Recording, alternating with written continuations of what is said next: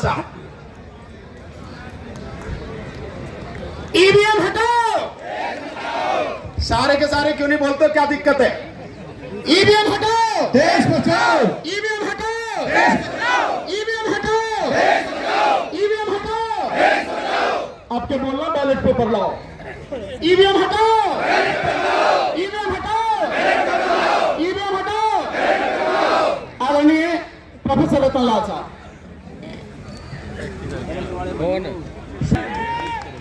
चलिए, आज कम से कम पुलिस वाले भाई बहुत कम दिख रहे हैं, तो शुक्रिया आप सभी का। कल हमने वीडियो देखा था भानु प्रताप जी का और प्राचा साहब का कि 20 कदम चले होंगे गिरफ्तार कर लिए। तो आज कम है, शुक्रिया इसलिए कह रहा हूं कि अगर ईवीएम की सरकार आई तो हमारे पुलिस वाले जो साथी भाई बहन हैं, अगली बार ये समझना कि अब पुलिस वीर भी आ जाएगा। एयरपोर्ट पे तो सीआईएस वादा बदल ही चुका है।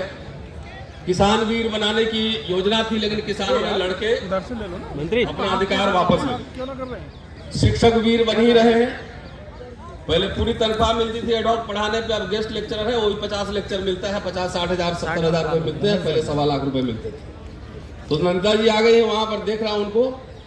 तो अब विश्वविद्यालयों में भी शिक्षक वीर बनाई जाती है और अग्निवीर तो आप देख ही रहे हैं। तो ये जो कॉन्फिडेंस सरकार का है और इस बार नारा है कि अब की बार 400 पार, तो ये कॉन्फिडेंस कहीं और से नहीं, ईवीएम के अंदर से ही आ रहा है। साथियों, मैं बहुत संविधान के दायरे में और बहुत व्यवहारिक बात आपके सामने रखने जा रहा हूं। देखिए, बाबा साहब ने जब संविधान बनाया था तो उसके पहला लाइन जो है ना, जय गणेश जी और अल्लाह अकबर नहीं रखा था, और रखा था वी द पीपल, हम भारत के लोग। और 25 नवंबर के भाषण में उन्होंने शंका जाहिर की थी कि हो सकता है इस देश में कभी न कभी तानाशाही आ जाए, इसीलिए हम भारत के लोग रखा था कि जिस दिन ऐसी हालत होगी, तुम भारत के लोग, हम रहे न रहे, सड़कों पे आना और ऐसे सरकार के खिलाफ आंदोलन करना।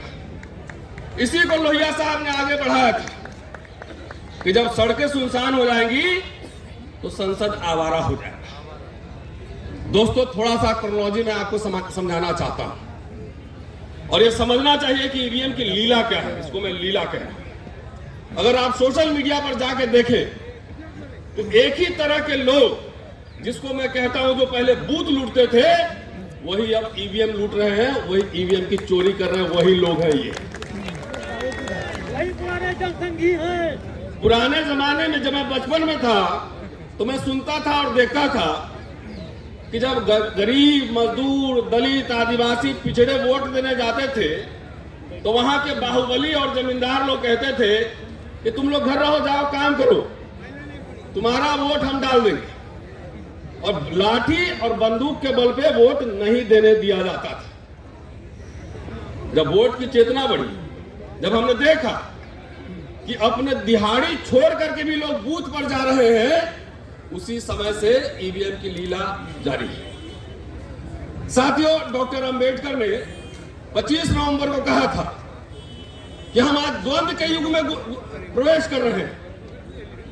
राजनीतिक समानता तो होगी, एक वोट एक व्यक्ति, टाटा का भी एक वोट, अडवाणी जी का भी एक वोट, अडानी जी का भी एक, और हमारा भी एक वोट, लेकिन सामाजिक और आर्थिक गैर बराबरी होगी। लेकिन आज वो एक वोट हम जो देते हैं उसकी भी डकैती हो रही है। मैं ईवीएम को कहता हूं कि दुनिया का, अगर भारत दुनिया की सबसे बड़ी लोकशाही है तो ईवीएम जो है दुनिया की सबसे बड़ी डकैती है, सबसे बड़ी डकैती है।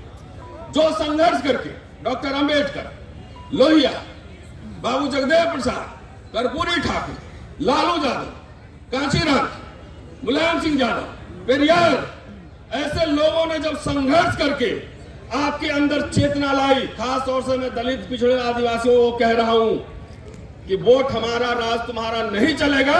और ये परिवर्तन जब होने लगा तभी से ईवीएम की लीला शुरू हुई है। ये समझिए बात, एक क्रोनोलॉजी में समझा रहा हूं कि जब हमारे लोग वोट देने के लिए जागरूक हुए तब से आपकी वोट की डकैती शुरू हो गई। साथियों, एक दो बात और मैं कहना चाहता हूं, बहुत सारे वक्ता हैं कि देखिए, कोई भी टेक्नोलॉजी आता है, मैं शिक्षक हूं, इतिहास पढ़ाता हूं, तो बेहतरी के लिए आता है। सबसे पहले ईवीएम का प्रयोग 1980 में केरला में हुआ था और उसको कोर्ट ने टर्न डाउन कर दिया था। अगर ईवीएम लाया गया तो इसलिए यह दिमाग में रहा होगा। मैं ईवीएम का समर्थन नहीं करता और ईवीएम के खिलाफ कितने आंदोलन हम लोगों ने 10 साल में किए हैं, लोग जानते हैं। इंटेंशन क्या है यह जानना जरूरी है। जैसे अभी ईडी का कानून पिछले सरकार ने लाया था, लेकिन इस सरकार ने संशोधन करके अब आपके जेब में 10 रुपया भी है तभी ईडी वाला पकड़ लेगा, तब भी ईडी वाला पकड़ लेगा। उसी तरह का जब ईवीएम आया था, आज कांग्रेस पार्टी भी उसका विरोध कर रही है। अगर सब समय डकैती होता रहता तो 1914 में सरकार